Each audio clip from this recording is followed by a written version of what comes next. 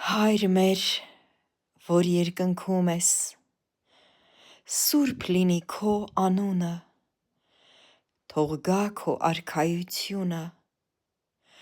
թող լինի քո կամքը, ինչպես երկնքում, այնպես էլ երկրի վրա։ Մեր ամենօրյա հացը տուր մեզ այսօր, և թող մեզ մեր պարտքերը, ինչպես և մենք ենք թողնում մեր պարտապաններին, և մի տար մեզ փորձության,